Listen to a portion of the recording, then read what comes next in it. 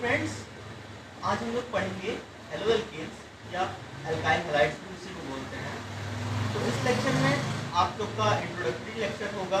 इसमें खाली मैं आपको इंट्रोडक्शन दूंगा हेलो एल्केन्स के बारे में, कुछ करो कि इंटरेस्टिंग बातें बताने की कोशिश करूंगा। तो आओ शुरू करते हैं। देखो, alkyl halides, actually alkyl halides होता क्या है। तुम कोई सिंपल एल्केन मॉलिक्यूल ले लो, जान लो मैंने ये ले लिया, एक ये प्रोपेन मॉलिक्यूल है, ठीक। ये क्या है हमारे पास, propane, that is a simple alkane, ठीक। अगर इस प्रोपेन को मैं ऐसे लिखूं CH2 और यहाँ पे एक हाइड्रोजन में लगा दूं, ऐसा तो लिख सकता हूँ उसको। अगर इस हाइड्रोजन को रिमूव करके मैं यहाँ पे कोई हेलोजन ग्रुप लगा दूं या हेलोजन एटम लगा दूं, तो ये क्या हो जाएगा, देखो CH3 CH2 CH2 and Cl, ये हेलोजन एटम है, मैंने यहाँ पे हेलोजन एटम सब्स्टिट्यूट कर दिया हाइड्रोजन की प्लेस पर। तो इसका नाम क्या हो जाएगा, प्रोपाइल क्लोराइड। अच्छा, प्रोपाइल क्लोराइड क्यों हुआ, because it is an alkyl halide. अगर मैं इसको अल्काइल हैलाइड के नाम से कंपेयर करूं तो देखो, अल्काइल ग्रुप यहाँ पे कौन सा है, ये प्रोपाइल, ये हमारे पास प्रोपाइल ग्रुप लगा हुआ है, ये अल्काइल ग्रुप हमारे पास प्रोपाइल हुआ। और यहाँ पे हेलोजन एटम कौन सा लगा हुआ है, क्लोरीन का। तो यहाँ पे हैलाइड बोल रहे हैं तो उसको क्लोरीन को क्या बोल देंगे, क्लोराइड बोल देंगे। That's why it is called alkyl halides, और इसी को हम लोग हेलो एल्केन्स बोलते हैं। Haloalkanes are basically the halogen derivatives of alkanes. Haloalkanes क्या है हमारे पास, हेलोजन डेरिवेटिव्स ऑफ एल्कीन। यानी यहाँ पे मैंने हाइड्रोजन को सब्स्टिट्यूट किया किसी हेलोजन ग्रुप से, तो हमारे पास अल्काइल हैलाइड मिल जाएगा। अच्छा, तो ये हुआ हमारे पास अल्काइल हैलाइड या हेलो एल्केन की बात। अगर मैं तुमसे पूछूं कि इसका नाम बताओ, कॉमन नेम बताओ, IUPAC नहीं, IUPAC का मैं यहाँ पे डिस्कशन करूँगा, बट फिलहाल कॉमन नेम बताओ यहाँ पर। तो उसमें से ज़्यादातर लोग बोलेंगे कि भैया इसका नाम है आइसोप्रोपाइल क्लोराइड। सही है, आइसोप्रोपाइल क्लोराइड। तो बहुत लोगों को कंफ्यूजन होता है कि इसमें आइसोप्रोपाइल क्लोराइड है कि सेकेंडरी ब्यूटाइल क्लोराइड है कि नियोपेंटाइल क्लोराइड है या टर्शियरी ब्यूटाइल क्लोराइड है। तो इन सब कंफ्यूजन्स को दूर करने के लिए मैं आप लोग के लिए एक सिंपल सा मेथड बता देता हूँ याद करने का। आप लोग इसको ऐसे भी लिख सकते हो, Cl, देखो एक कार्बन यहाँ पे, एक कार्बन यहाँ पे, एक कार्बन यहाँ पे भी 3 कार्बन है, 1 2 और 3। अच्छा, आइसोप्रोपाइल क्लोराइड तो इसका कॉमन नेम हुआ। अगर मैं इसको IUPAC नेमिंग में पूछूं तो आप लोग क्या बताओगे, 1 2 3 यानी 2 क्लोरोप्रोपेन। सही है, 2 क्लोरोप्रोपेन। ये सब क्या हो जाएगा, IUPAC नोमेनक्लेचर हो जाएगा, ठीक है, IUPAC नेमिंग हो जाएगा। अच्छा, इसको मैं ऐसे भी लिख सकता हूँ, ठीक। और ये जो ग्रुप हो जाएगा हमारे पास, इसको बोलते हैं बेटा आइसोप्रोपाइल ग्रुप। क्या बोलते हैं, आइसोप्रोपाइल ग्रुप बोलते हैं इसको। देखो, अगर मैं इसको ऐसे ड्रॉ करूँ, ये ऐसे, ये एक एरो है, यहाँ पे मैं कोई भी ग्रुप सब्स्टिट्यूट कर देता हूँ। जैसे यहाँ पे हेलोजन ग्रुप मैंने क्लोरीन ग्रुप को सब्स्टिट्यूट किया, यहाँ पे मैं अल्कोहल भी सब्स्टिट्यूट कर सकता हूँ। बेसिकली ये हमारा क्या हो जाएगा, आइसोप्रोपाइल ग्रुप हो जाएगा, ठीक। यहाँ पे एक कार्बन यहाँ पर है, एक कार्बन यहाँ पर है, एक कार्बन यहाँ पर है, देखो 1 2 और 3। अच्छा, अगर मैं इसको आइसोप्रोपाइल बोल रहा हूँ तो हमारे पास आइसोब्यूटाइल ग्रुप भी होता है। तो आइसोब्यूटाइल ग्रुप कैसे बनेगा, उसके लिए याद करने का एक तरीका मैं आपको बताता हूँ। इसको आप 1 नेमिंग दे दो, इस पोजीशन को आप लोग 2 नेमिंग दे दो, और इस बीच वाले पोजीशन को आप लोग 3 नेमिंग दे दो। और अगर मैं 1 पोजीशन पे एक CH3 ग्रुप सब्स्टिट्यूट करता हूँ तो हमारे पास बन जाएगा सेकेंडरी ब्यूटाइल ग्रुप। और अगर 2 पोजीशन पे मैं यहाँ पे अगर 1 पोजीशन पे मैं यहाँ पे सब्स्टिट्यूट करता हूँ CH3 ग्रुप, तो वो बन जाएगा आइसोब्यूटाइल ग्रुप। और 2 पोजीशन पर अगर मैं सब्स्टिट्यूट करता हूँ तो बन जाएगा सेकेंडरी ब्यूटाइल ग्रुप। और 3 पोजीशन पर अगर मैं सब्स्टिट्यूट करता हूँ CH3 ग्रुप तो बन जाएगा टर्शियरी ब्यूटाइल ग्रुप। कैसे बनेगा आओ देखते हैं।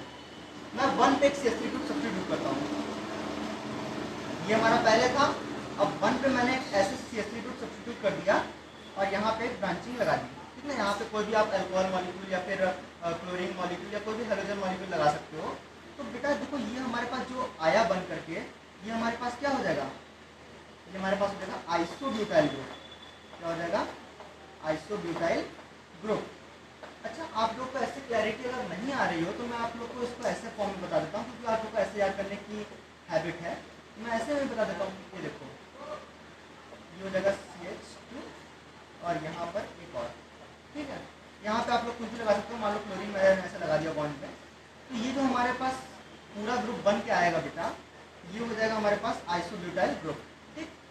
ये हमारे पास आइसोप्रोपाइल ग्रुप था इतना हिस्सा, और यहाँ पे देखो मैंने 1 वाले पोजीशन पर जैसे ही एक CH3 ग्रुप सब्स्टिट्यूट किया, ये 1 वाला पोजीशन था, देखो रिमाइंड करो 1, 2 एंड 3। जैसे ही मैंने 1 वाले पोजीशन पे एक CH3 ग्रुप अटैच किया, वैसे ही जो हमारे पास ग्रुप बन के आएगा उसको बोलेंगे आइसोब्यूटाइल ग्रुप। अच्छा, अगर मैं सेकंड वाले पोजीशन पे एक CH3 ग्रुप सब्स्टिट्यूट कर दूं तो उसको बोलेंगे सेकेंडरी ब्यूटाइल ग्रुप। आओ देखते हैं। ये मान लो हमारे पास पहले से दिया हुआ था, ठीक, ऐसे, और यहाँ पे सेकंड पोजीशन था तो मैंने सेकंड पोजीशन कैसे लगा दिया, देखो 1 था, ये 2 था और ये 3 था, तो मैंने सेकंड वाले पोजीशन पे एक CH3 ग्रुप ऐसे अटैच कर दिया। तो अब जो हमारे पास ये पूरा बन करके आया, इसको हम लोग बोलेंगे सेकेंडरी ब्यूटाइल ग्रुप। क्या बोलेंगे, सेकेंडरी ब्यूटाइल ग्रुप, ठीक। अच्छा, अगर आप लोग को ऐसे क्लैरिटी नहीं आ रही तो मैं फिर वैसे बना के दिखाता हूँ आपको। CH3 CH CH2 and that is CH3, और यहाँ पर एक कोई भी ग्रुप लगा सकते हो। मैंने यहाँ पे मान लो क्लोरीन लगा दिया, या आप ब्रोमीन भी लगा सकते हो, ठीक। कोई भी हाइड्रोजन मॉलिक्यूल लगा दो, तो आपका ये जो ऊपर वाला ग्रुप बच रहा है इसी को हम लोग बोलते हैं बेटा सेकेंडरी ब्यूटाइल ग्रुप। जैसे यहाँ पे मैंने लिखा है सेकेंडरी ब्यूटाइल ग्रुप। अच्छा, ये तो हुआ भैया सेकेंडरी ब्यूटाइल ग्रुप की बात। अब हमारे पास थर्ड पोजीशन बचता है। अगर मैं थर्ड पोजीशन पे एक CH3 ग्रुप अटैच करूँ तो देखो ध्यान से, यहाँ पे मैंने एक थर्ड पोजीशन पे अटैच कर दिया। ये हमारा फर्स्ट पोजीशन था, ये सेकंड पोजीशन था, ये थर्ड पोजीशन था ना। थर्ड पोजीशन पे मैंने एक CH3 ग्रुप अटैच कर दिया। तो अब जो बन के आया हमारे पास, इसको हम लोग बोल देंगे टर्शियरी ब्यूटाइल ग्रुप, ठीक। क्या बोलेंगे, टर्शियरी ब्यूटाइल ग्रुप। अच्छा, आप लोग को वापस से वैसे हमको बना के दिखाना पड़ेगा इसके लिए। देखो ये हो जाएगा CH3 C CH3 CH3, और यहाँ पर आप कोई भी क्लोरीन या ब्रोमीन ग्रुप लगा सकते हो, वो मैटर नहीं कर रहा है इस समय। ये देखो इसको बोलेंगे हम लोग पूरे को टर्शियरी ब्यूटाइल ग्रुप। 1 2 3 4 कार्बन है, इसलिए हम लोग यहाँ पे ब्यूटाइल बोल रहे हैं। और यहाँ पे देखो 1 2 3 बोल रहे थे, 3 कार्बन थे, इसलिए इसको आइसोप्रोपिल बोल रहे थे, ठीक ना, आइसोप्रोपाइल क्लोराइड। अच्छा, ये और आखिरी में होता है नियोपेंटाइल सिस्टम। उस नियोपेंटाइल का मैं डिस्कशन कर ही ले रहा हूँ। अगर देखो बेटा इस वाले में टर्शियरी ब्यूटाइल को मैं छोड़कर बाकी सबको इरेज करता हूँ, देखना।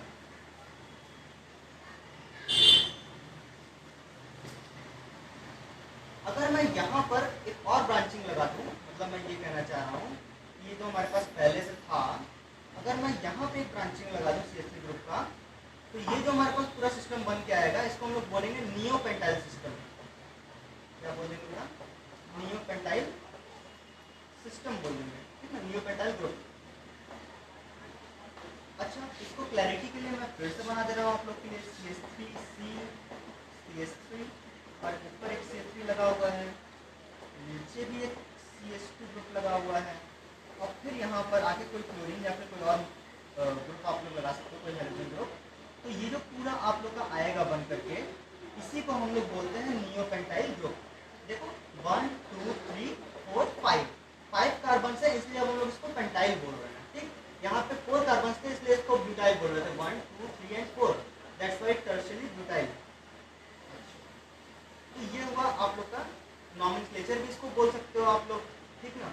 बट इसमें IUPAC मैंने नहीं बताई। जितने भी नेम्स थे, isopropyl, isobutyl group, secondary butyl group, then tertiary butyl group and then neopentyl group, these are the common nomenclature, ठीक।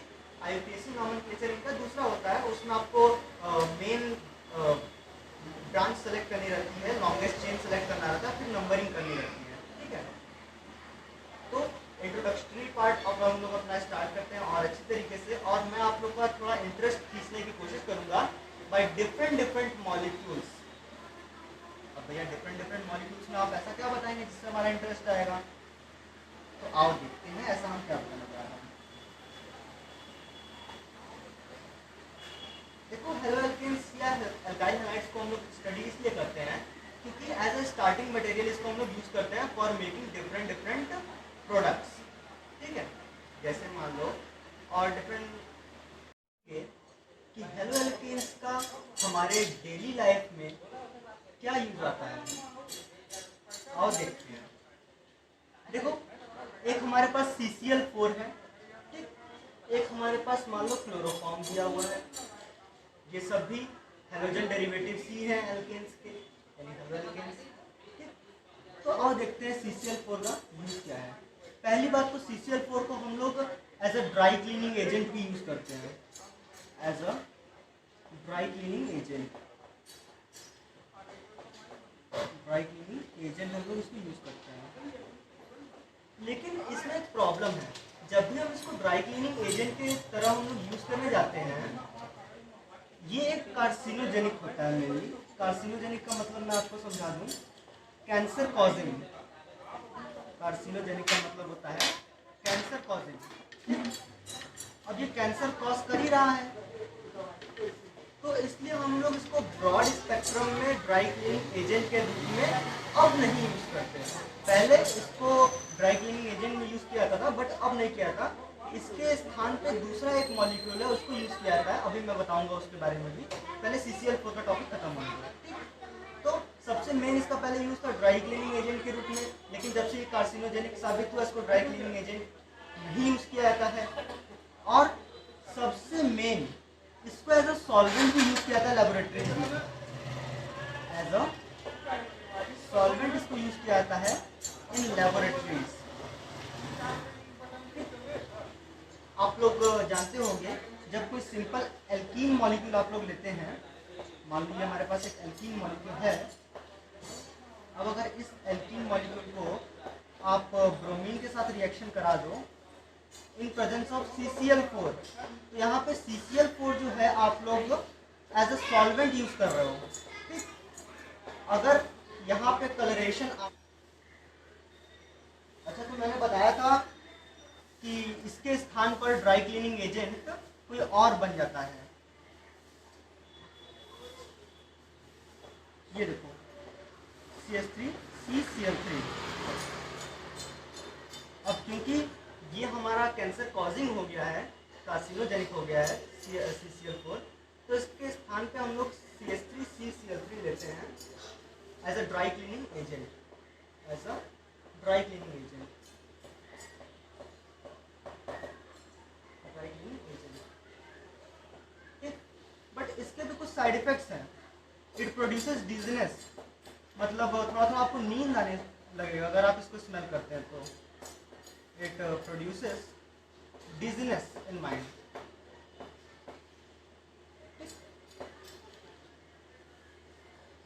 और डिजीनेस क्यों प्रोड्यूस करता है? आप इसको स्मेल करेंगे तब। स्मेल करेंगे मतलब ये एक तरह से वॉलेटाइल कंपाउंड भी होता है। वॉलेटाइल का मतलब क्या होता है? That it evaporates in air. Okay, it's a volatile compound, volatile nature होता है इसका। चलो अब बात करते हैं क्लोरोफॉर्म की। या क्लोरोफॉर्म की बात करने से पहले मैं आपको एक और एग्जांपल देता हूँ, थोड़ा इंटरेस्टिंग एग्जांपल है, देखिएगा। आप लोग के NCERT के किताब में एक क्लोरोक्वीन दिया रहता है, फर्स्ट पेज पे ही है, हेलो एल्केन्स और हेलो एरिन्स के क्लोरोक्वीन। उसमें दिया हुआ है कि chloroquine as a treatment of malaria हम लोग यूज करते हैं। क्लोरोक्वीन का हम लोग use in the treatment of malaria हम लोग यूज करते हैं। ठीक, in the treatment of malaria. But ये भी एक डेराइव्ड मेडिसिन ही है, एक डेराइव्ड मेडिसिन ही है। अब ये मेडिसिन कहाँ से डेराइव्ड हुआ है? तो देखो, सबसे पहले मैं आपको अपनी ये कॉपी दिखा रहा हूँ जिसमें मैंने ये नोट्स बनाए हुए थे। एक क्विनीन का स्ट्रक्चर स्ट्रक्चर आप लोग के सामने दिख रहा होगा, ध्यान से आप लोग देखिए। क्विनीन, ये क्विनीन का स्ट्रक्चर ही सबसे पहले दिया गया था साउथ अमेरिका में इन अप्रॉक्स 1920s।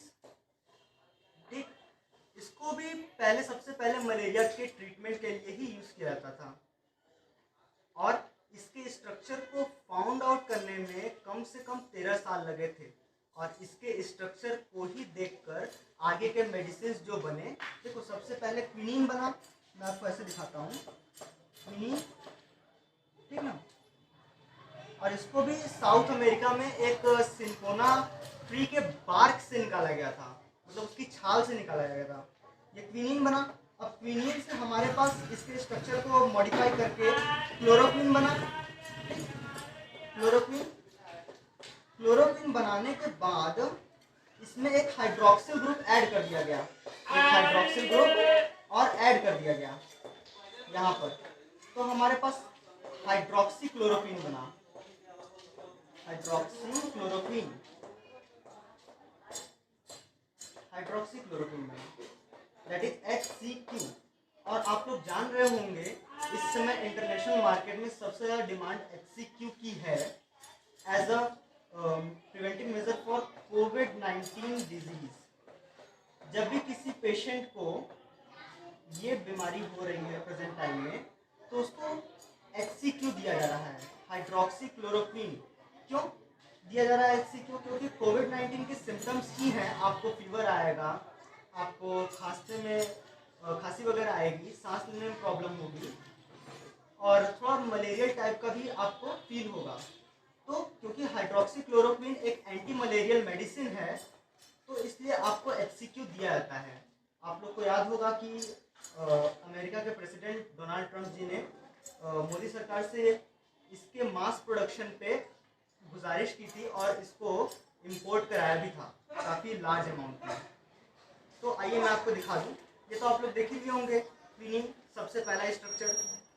उसके बाद हमारे पास आया था ये क्लोरोक्विन। ठीक, क्लोरोक्विन का भी आप लोग स्ट्रक्चर देख लीजिए। और इस क्लोरोक्विन में यहाँ पर इस पोजीशन पर एक हाइड्रोक्सिल ग्रुप लगा दिया गया है, ये देखिए, इसलिए इसका नाम हो गया हाइड्रोक्सी क्लोरोक्विन। और उसके बाद तो हाइड्रोक्सी क्लोरोक्विन के बाद कोविड-19 के प्रिवेंटिव मेजर्स में से एक और इंजेक्शन दिया जाता है रेमडेसिविर का। आप लोग रेमडेसिविर का भी स्ट्रक्चर देख सकते हैं यहाँ से, एज एन इंजेक्शन इसको आपके बॉडी में दिया जाता है। ठीक, ये रेमडेसिविर हुआ। रेमडेसिविर के बाद भी कई ढेर सारे मेडिसिन मार्केट में इसमें अवेलेबल है, जैसे फेविपिराविर हो गया, favipiravir,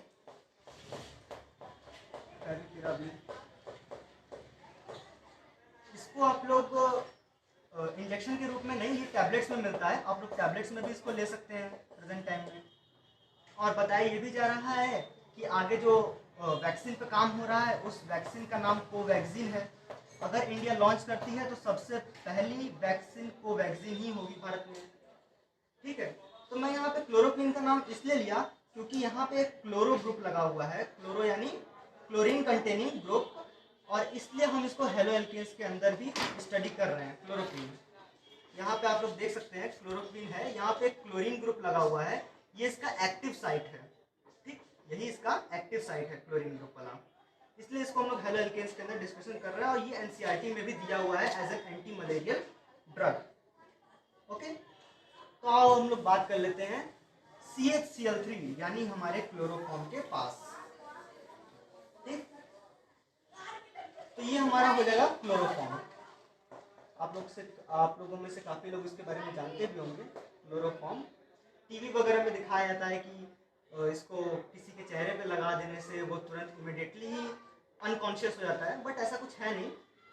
with in 7 to 10 minutes इसको लगते हैं to make a person unconscious. Okay, आओ देखते हैं इसके बारे में। आप लोग क्लोरोफॉर्म के बारे में सिर्फ टीवी वगैरह में ही सुने होंगे, बट आप लोग ये नहीं जानते होंगे कि it is a very addictive smell. It has very addictive smell, it has very addictive smell. इतना एडिक्टिव स्मेल होता है कि अगर आप लोग इसको एक बार लैब में वर्क करते समय अगर स्मेल कर लें तो आप लोग अपना लैब एक्टिविटी छोड़ करके बार बार इसके चैम्बर को ही स्मेल करते रहेंगे, इतना एडिक्टिव स्मेल होता है इसका। और इसको एनेस्थेसिया में भी यूज किया जाता है, it is used to give anaesthesia. आप लोग किसी इंसान को अगर एनेस्थेसिया देना होगा तो क्लोरोफॉर्म के रूप में भी इसको दिया जाता है एनेस्थेसिया। अच्छा, इसको ब्लैक बॉटल में भी रखा जाता है? नहीं, सिर्फ ब्लैक बॉटल में रखा जाता है। क्यों रखा जाता है ब्लैक बॉटल में? इसका रीजन है क्योंकि अगर ये क्लोरोफॉर्म यानी CH3 अगर ऑक्सीजन के साथ रिएक्शन कर जाएगा इन प्रेजेंस ऑफ लाइट तो काफी डेडली रिएक्टिव मिक्सचर बनाता है। वो डेडली रिएक्टिव मिक्सचर बनाता है जिसको आप लोग स्मेल कर लेंगे तो वो एज अ पॉइजन आपके बॉडी में एक्ट करना चालू कर देगा। इसलिए इसको ब्लैक बॉटल में रखा जाता है प्रिजर्व करके। इसमें भी एक क्लोरीन कंटेनिंग कंपाउंड है, ये देखो, इसलिए इसको हम हेलोएल्केन्स के अंदर स्टडी कर रहे हैं क्लोरोफॉर्म को। ये मेन इंट्रोडक्टरी पार्ट है, इसलिए मैं आप लोग को खाली इंट्रोडक्शन दे रहा हूँ कि हेलोएल्केन्स का कहाँ कहाँ हमारी डेली लाइफ में यूज होता है या कहाँ कहाँ हम लोग हेलोएल्केन्स को अपने डेली लाइफ में देख सकते हैं। आओ देखते हैं। एनसीईआरटी की किताब में एक और वर्ड दिया हुआ है। क्या दिया हुआ है? हेलोथेन दिया हुआ है एनसीईआरटी में। हेलोथेन। अच्छा भैया, हेलोथेन क्या होता है? ये भी क्लोरोफॉर्म की तरह ही होता है। जैसे क्लोरोफॉर्म को हम लोग एनेस्थेसिया में यूज करते हैं तो अब क्लोरोफॉर्म को एनेस्थेसिया में ना यूज करके हेलोथेन को हम लोग एनेस्थेसिया में यूज करते हैं। हेलोथेन का फॉर्मूला हो जाएगा हमारे पास CF3CHClBr। ये हो जाएगा हमारे पास हेलोथेन। इसको अब हम लोग in the place of chloroform use करते हैं एनेस्थेसिया में। एनेस्थेसिया ये भी आपके एनसीईआरटी में दिया हुआ है तो इसका आप लोग याद कर लीजिए फॉर्मूला। अच्छा, इसके बाद एक और हमको याद आता है वॉर गैस। कई टीचर्स रहते हैं बच्चों से पूछ लेते हैं कि वॉर गैस क्या होता है, तो आप लोग को कुछ नहीं करना है, बस सिंपल सा 2 N बनाना है। ये देखिए, एक NO हो गया, एक NO हो गया, ये सल्फर हो गया, यहाँ पे क्लोरीन लगा दीजिए, यहाँ पर भी क्लोरीन लगा दीजिए, बन गया आपका वॉर गैस। बट ये तो बताने वाली बात हो गई कि आप लोग वॉर गैस को कैसे याद रखेंगे। ये N नहीं है, यहाँ पे एक कार्बन है, यहाँ पे एक कार्बन है, यहाँ पे एक कार्बन है और यहाँ पे एक कार्बन है। टोटल 4 कार्बन है, बीच में सल्फर है और 2 क्लोरीन एटम्स जुड़े हुए हैं, ठीक ना। ये वॉर गैस है, इसको हिटलर ने यूज किया था गैस चैम्बर्स में, ठीक ना। गैस चैम्बर्स में हिटलर ने इसको यूज किया गया था, ठीक। अच्छा, इसको मैं क्यों बता रहा हूँ? क्योंकि ये भी क्लोरीन कंटेनिंग कंपाउंड्स हैं। देखो, सब में क्लोरीन है यहाँ पर, इसलिए मैं इसको यहाँ पर बता रहा हूँ। अच्छा, एक ये भी मॉलिक्यूल दिया रहता है CF2Cl2। इसका नाम आप लोग को याद होगा, वंडर गैस इसको बोलते हैं। कई टीचर्स रहते हैं मजाक के मूड में तो पूछ लेते हैं, चलो बच्चे खड़े हो जाओ, बताओ वंडर गैस क्या होता है, तो नहीं बता पा रहे। तो देख लो कि यहाँ पे ये रहता है CF2Cl2, इसको वंडर गैस बोलते हैं। अच्छा, एनसीईआरटी किताब में एक और चीज दिया हुआ है, chloramphenicol as an broad spectrum antibiotic. देखो, क्लोराम्फेनिकोल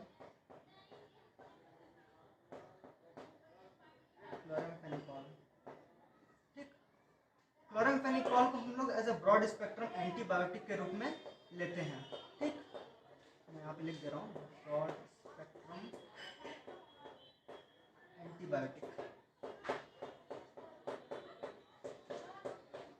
अच्छा, इसको टाइफाइड फीवर को ट्रीट करने में यूज में लिया जाता है, ठीक। टाइफाइड फीवर या इसको आप लोग ब्रेन फीवर भी बोल सकते हो, ठीक। इस कंडीशन में इसको लिया जाता है ब्रेन फीवर। अगर मैं इसका स्ट्रक्चर बनाने जाऊँ तो काफ़ी बड़ा स्ट्रक्चर बनेगा और लास्ट में उसमें भी एक क्लोरीन कंटेनिंग कंपाउंड ही रहता है। यहाँ पे काफ़ी लंबा स्ट्रक्चर बनता है और यहाँ पे क्लोरीन लगा रहता है। ये क्लोरीन ही उसका एक्टिव साइट होता है, ठीक। इसलिए एनसीईआरटी के फर्स्ट पेज में इसका भी नाम दिया रहता है, क्लोराम्फेनिकोल का। तो आई थिंक इतना इंट्रोडक्शन काफ़ी रहा होगा आप लोग का इंटरेस्ट जगाने के लिए कि हमारी डेली लाइफ में कहाँ कहाँ हम लोग हेलोएल्केन्स को देखते हैं, पाते हैं, उनका यूज आता है। आप लोग चाहोगे तो मैं क्लोराम्फेनिकोल का स्ट्रक्चर भी यहाँ पे आप लोग को दे दूंगा एक पिक्चर के रूप में, ठीक। तो अब हम लोग शुरू करेंगे